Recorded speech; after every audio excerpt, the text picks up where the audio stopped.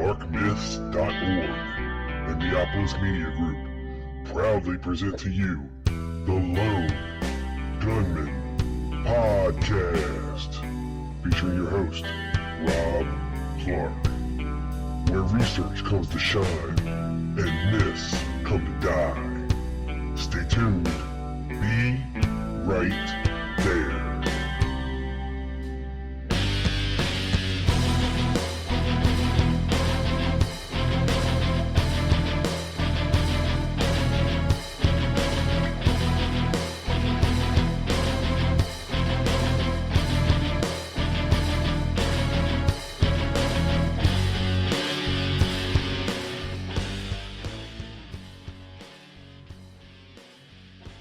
What's up, everybody, and welcome to the show. This is the Lone Gunman Podcast, episode number 179. My name is Rob Clark, and with me today is noted author Joan Mellen. Welcome to the show, Joan. Thank you, Rob. It's a pleasure to have you on here. You're one of my favorite researchers and authors on the case of JFK and Jim Garrison and George D'Amour Shield and Lyndon Johnson. And it's a pleasure to finally have you on the show. I wanted to have you on the show to clear up some things about the Garrison case in New Orleans. There's been a book recently out, pretty much bashing him, and it's not the first one to do so, and it probably won't be the last. But I wanted to have you on the show because you were down there, you knew Jim Garrison, and what do you think about his case against Clay Shaw? Well, I started in 1997, which isn't that long ago, although it might seem that way now. Right. And I don't know how to, from what angle to talk to you, really. I know all these books, I know all these people, I know what they're doing. I don't know what to say, really, because no matter what I do, no matter what, or anyone else does, no matter what research is done, truth just wavers, it hovers, it doesn't settle. I don't understand it. I don't know why. I naturally am interested in their motives. Vincent LC, for example, Patricia Lambert, Jim Diugini. What are the motives of these people? What do they want? Why are they doing this? Why are they devoting their lives to this? I don't really know. I don't know either. I just keep trying. Yeah. So, in your opinion, do you think that Jim Garrison had a decent case against Clay Shaw? I do, and I think if you read my book, or if anybody reads it, nobody reads anything anyway, but if you read it, you'll see I try to present as much evidence as I can to the fact that Garrison had a very strong case, and the government documents that come from CIA, FBI, all that stuff, it's all strong. So, but that doesn't really matter because in the world that we're living in now, as we know, people want to say something and they want to prove something. They're going to try to do it. Well, yeah, I mean, if it's not true, they'll make it up and lie about it. And I'm just so you got me because I don't know how you got me. I don't really like to talk about it anymore because. What's the point? Nobody can be persuaded by evidence. Right. So why are we going through this, you see? Why are you going through it, for that matter? Because you have a podcast, you have many topics that you want to discuss, and they're not all as honest as this. No, I understand. I like to have both sides on just to have a discussion, and I had... There are two sides here. I mean, I want to say, as a former teacher, I don't teach anymore, but as a former teacher, some things there's only one side. And there isn't really going to get nowhere if you try to say that there's two sides and evidence for both sides, and it just isn't so. And I think that Garrison's office and the people who worked on the investigation, they got very discouraged after a while. Because what can you do if people just insist? What they want to do is to obfuscate, to make it seem as if you can't find the truth. There's no truth. What do you think of? What do you think was the main obstruction for Jim Garrison down there?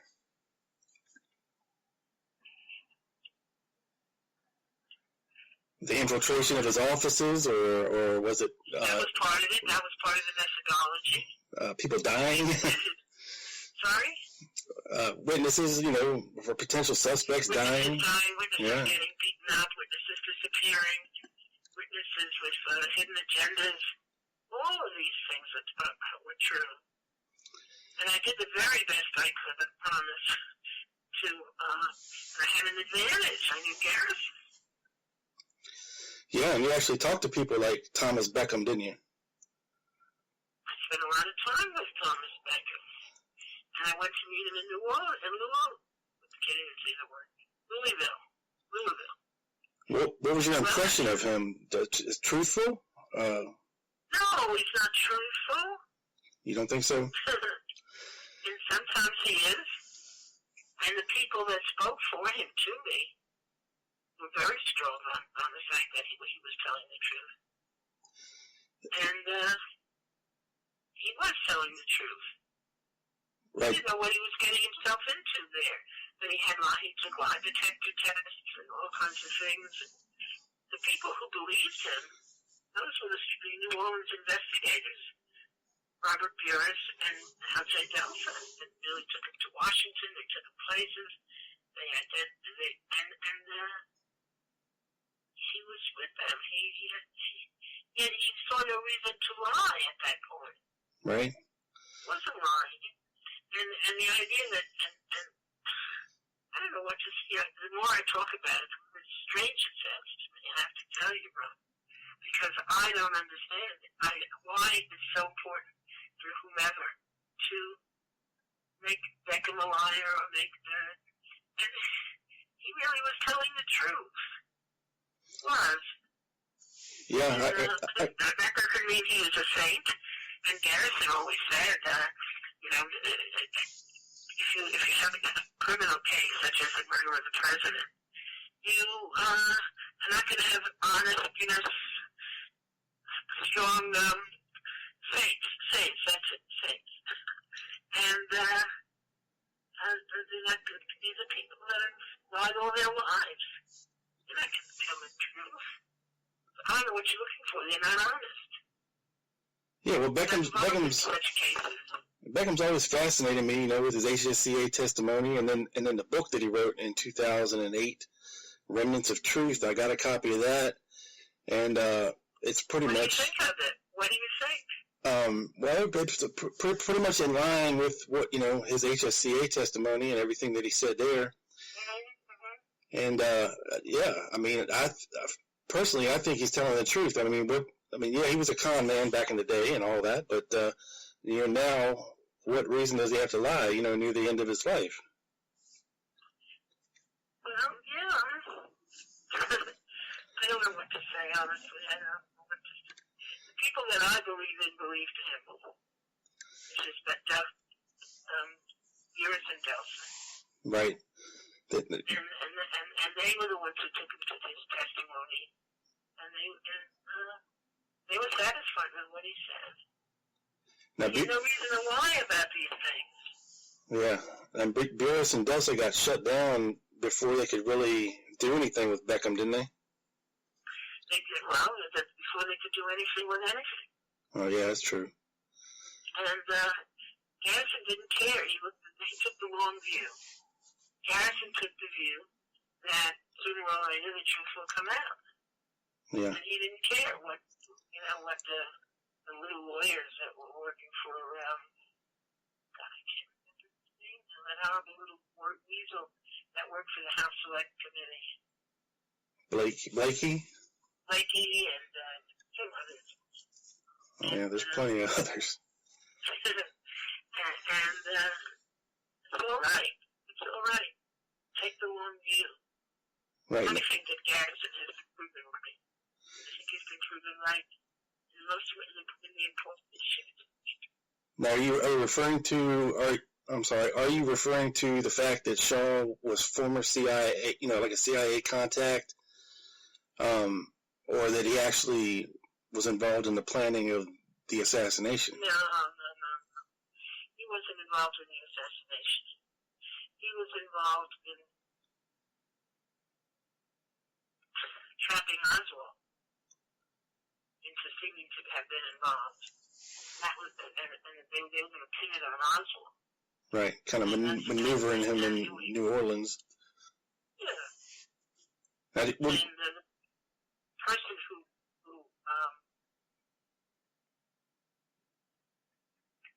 nailed Oswald to New Orleans was a person named, what's his name? Bernardo de Torres. Yes. And he infiltrated Garrison's investigation relatively early on. Right. And he involved Oswald. And I don't know what to say at this point, you know. So you think that Bernardo de Torres... He died. Now, Bernardo, Bernie, as Gerald Patrick Hemming called him, he just died a few years, relatively recent. But he told a writer who went down there to see him, and he goes, you can easily see him if you're willing to pay him. Right. I never paid him.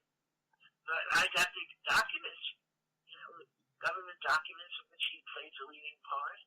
Hayden Funzy's papers discussing him. Hayden Funzy was there when he testified before the House Select Committee, all the rest of it. How much do you need? Yeah. So what are your feelings? You're referring to a person in Canada. I don't remember his name. He's not important. Yeah. I don't know what his game was. Do you know what his motive was? Well, he's a lone nutter. I mean, that's for one. Oswald had nothing to do with it. Garrison figured that out. Right. Yeah, but I mean, as you know, there's people out there that think that Oswald was the lone assassin, and that's all they want to hear or talk about, and prove or try to prove. You can't prove it, and they never will. Right. So that's what I say. Do you think from talking? I didn't hear that. I was gonna say, do you think from talking to Garrison back then, he was in any way, you know, trying to go after the homosexual community in New Orleans? Not at all. Not at all. Not at all. Garrison was not, in fact, Garrison forbade the assistant district attorneys from bringing crimes against nature, which is what homosexuality was known as then, at the court. Because, you know, as district attorney, he decided which cases are brought to justice. And he refused to admit any of them. So how does that make him have a vendetta against homosexuals? I don't know if this is a personal issue for you. No. All I can say is it's false. Yeah, no, I'm on the conspiracy side of things, so, and I don't necessarily, believe that. They've got nothing. They've got absolutely nothing. But yeah, it's something that the other side tries to throw up there that Jim Garrison had this vendetta against homosexuals, and that's why. It's not true. It's not true. Yeah. It's not true. It's just a lot of these characters in New Orleans. Kind of character. Garrison was a swinger. He liked girls, but he also liked sex, and he in New Orleans. It's well known. He had many girlfriends. Yeah. He never. And another thing that was used to discredit Garrison is that incident in the athletic club where he was accused of coming on to a boy. And they linked that to the Jaw case. It's not true. I don't know what, I just don't know what else to say. Yeah, no. Anybody who has been friends with Garrison and supported him in his work, they're all getting old now. Old. You're young and you don't yet have that taste of ashes in your mouth. And it's a waste of time. Just try to do something useful in the case if you're interested in this case. And some aspects of it, you could do it. Do that. Well, This is too silly for words. And that idiot, whoever he is in Canada, that Yeah. It's just so, I don't know what to say. I mean, Garrison was not a saint. Nobody here is a saint. Right. Let him go. So, I don't get it. Yeah. some of the other names, that Beckham introduces are, of course, prominent figures in New Orleans, like G. Ray Gill, and David Ferry, and the Marcellos. So do you believe that there was a mafia angle involved in New Orleans there? There was a definite mafia there, yes, but it had nothing to do with JFK. And Garrison, nothing to do with Garrison. Even nothing to do with Pershing Gervais, because if you understand Pershing, he was the chief investigator for the first one in Garrison's office. If you understand Pershing, he would never have shared power with the mafia, Marcello, any of his people, his brothers, because he wanted it all for himself. Why do you think he quit? He didn't quit, he was fired. And then he disappeared. Who told you Pershing quit? Oh, no. Maybe I was misinformed. Either he quit or was fired, yeah. That's a big difference. He disappeared. So anyway, I was determined to find out where he was buried. That was one of my things. So, and it's not in my books because I didn't find out. And I had a helper. And my helper was Frank Mignard, who was the coroner. And Frank, where's Pershing's body? Where's Pershing? So we would be looking for Pershing, calling various coroners, and we just never found him. Huh. That's pretty fascinating stuff. What are your feelings on the anti-Castro Cubans in New Orleans, like Carlos Bernier, Carlos Quiroga? That little shit. He's just a little shit. Quiroga, you mean Bernier? Yeah, he did. I wrote a book, about an anti-Castro. Yes, you did. And I had nothing to do with those guys. Those guys were government guys. Yeah, I was thinking they were like FBI informants, something like that. CIA? Huh. Yeah. And Bernier particularly.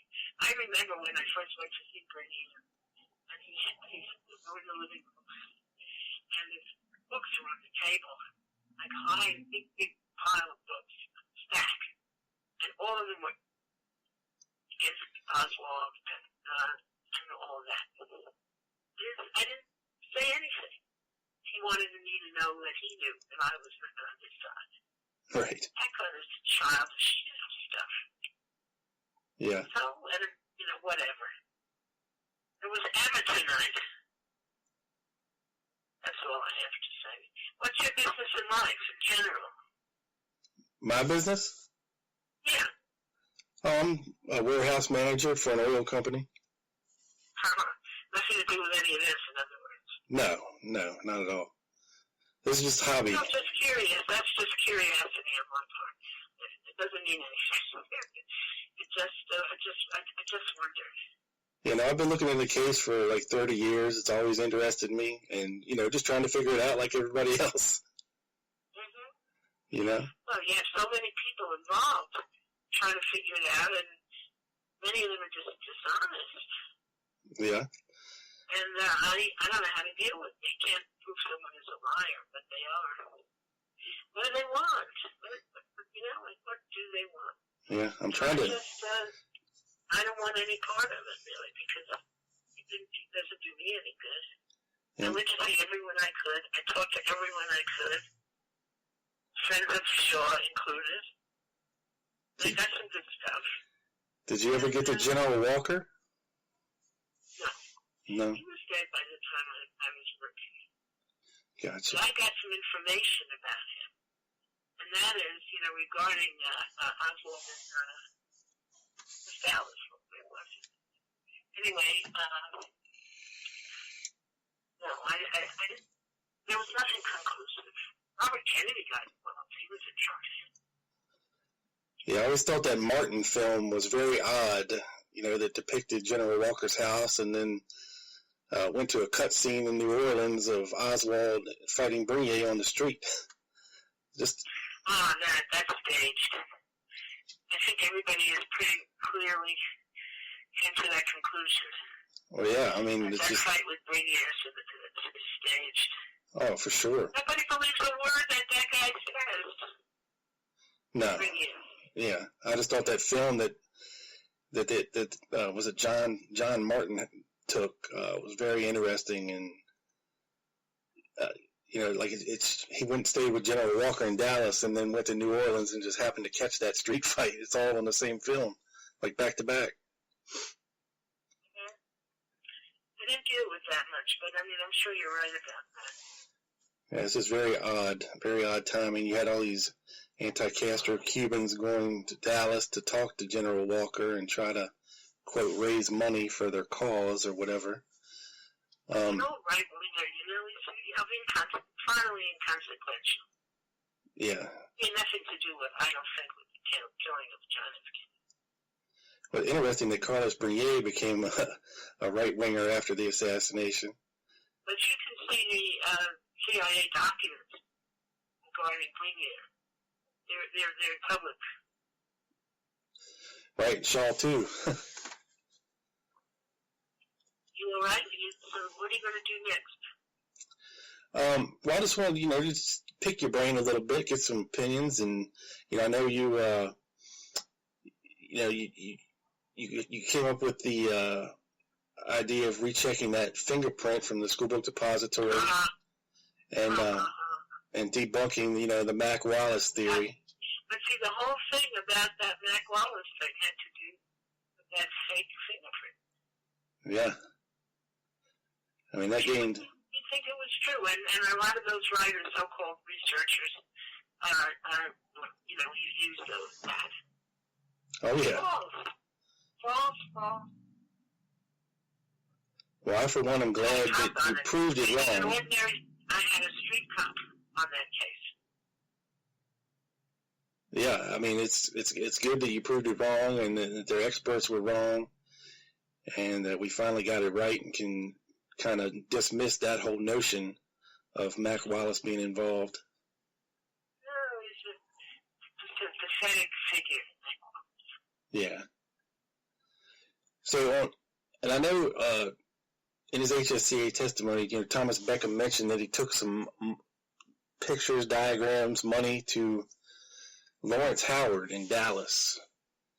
And I know I heard an interview with L.J. Delsa in which he said that he met with Lawrence Howard at his home in California and came away with the distinct impression that this guy is one of the shooters.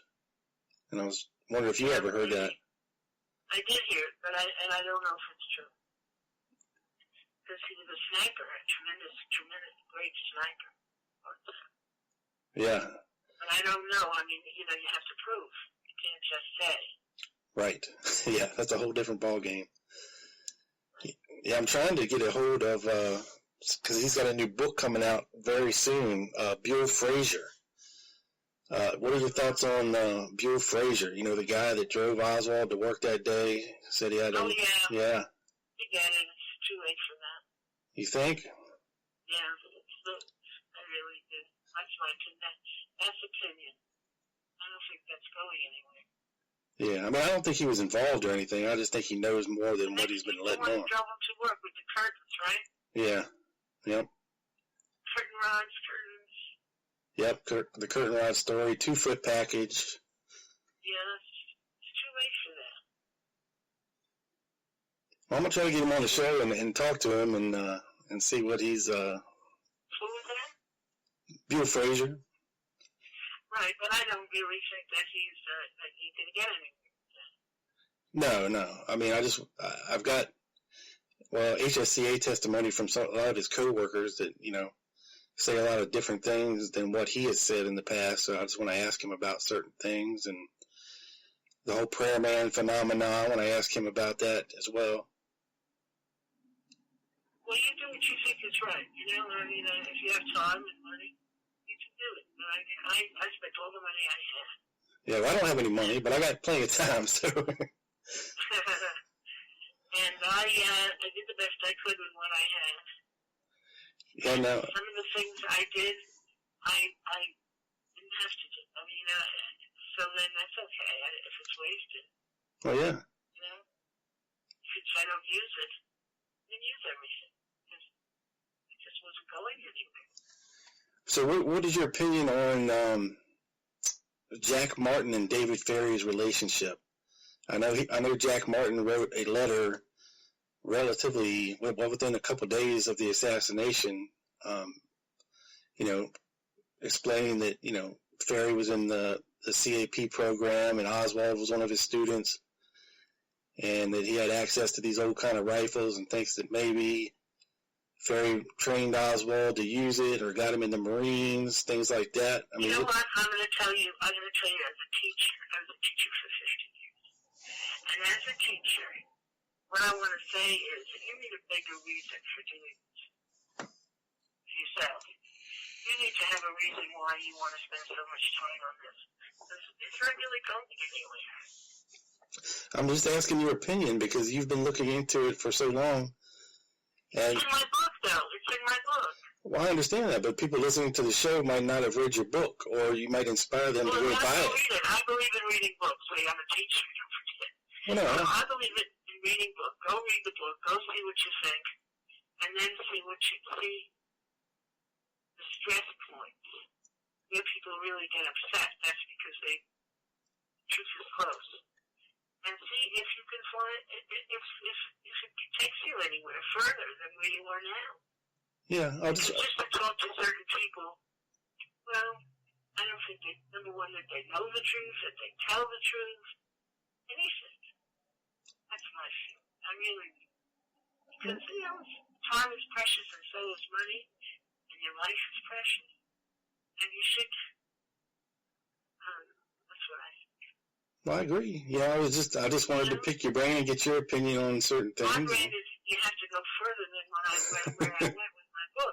But if you didn't read it, you don't know what's in it. Well, I have read your book. I was reading today in preparation for your talk. I was reading the book about Oswald in New Orleans and what's it called? Jim Garrison's His Life and Times. Garrison. And that would take you further than you're at now if you do that. Well, no, I agree. I mean, I'm just... Yeah. Because Garrison, what he wanted, why he wanted to do it. Well, I'm certainly glad that he did do it. I think the world is a better place for him having at least tried to prove a conspiracy in the case. We got a lot more witness testimony out of it, the grand jury testimony, a lot more documentation. We could see the machinations of the FBI and the CIA around him, and which tells a lot without really saying anything as well. It says a lot. Why are they interested? Why are they bothered with it? There's a lot. Yeah, obviously they didn't want the truth to come out. They didn't care that much, did they? They would be perfect. They...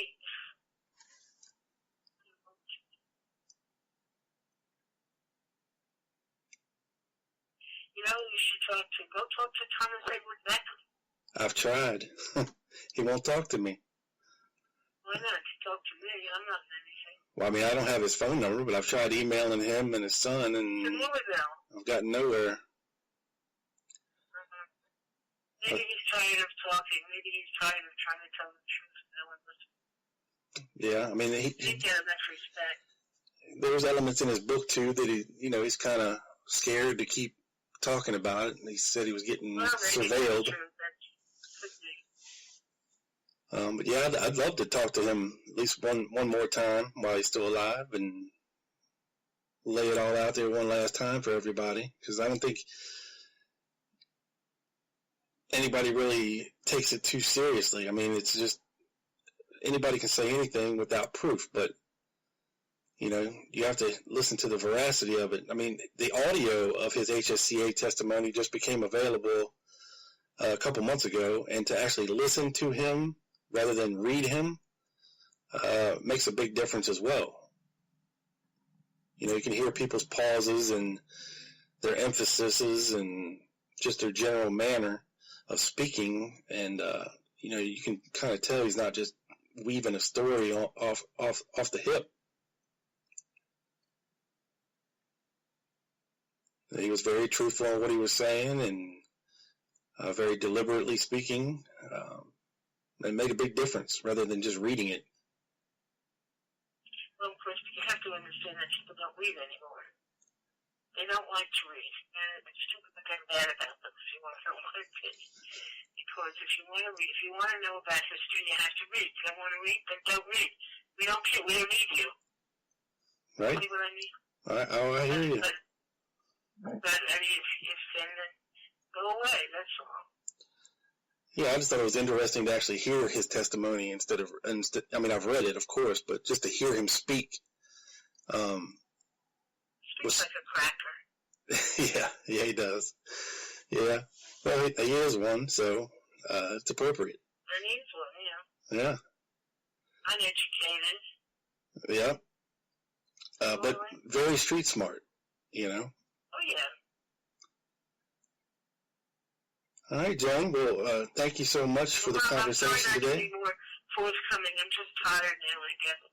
No, I understand. I appreciate the time you gave me, and thank you so much for joining me. And folks, make sure you head to joanmellen.com for more, and head to Amazon for your books. Is that a good place to buy your books?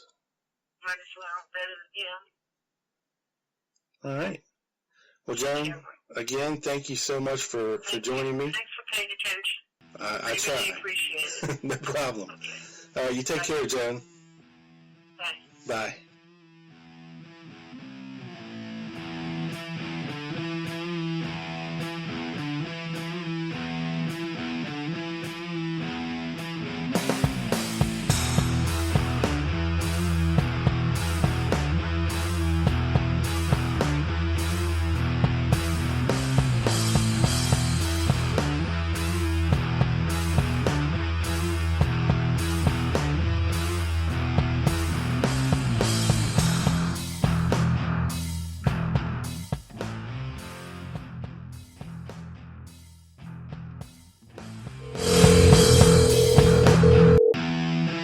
Hello? Hey, it's me. I figured I'd call you. I'm sorry, who is it? It's Rob, the guy you're trying to talk to on Skype. I can't seem to get the sound on. Yeah, your microphone is muted, but I don't think you can hear me either. I can't hear you. I can hear you on the phone. Yeah, you want to just do it over the phone instead? Yeah, so nothing I can do. I don't know what to do. Okay. A person was here this morning and she's gone now. Yeah, it's probably something to have to do with setting up your speakers, but that's okay. We can just do it over the phone if you want to. Well, we should because we're not getting anywhere, and I can't figure out what else to do. Okay. All right. Wait a minute. It says no, it's an email. No. Okay. So what should I do now? You can just close out Skype if you want to. You can just close it up, and then we can just talk on the phone. All right, why don't we do that? Because I can't do it. Okay. I'm just going to pull up some recording software here just to make sure we are recorded. I have the speaker. I have the little blue light in there.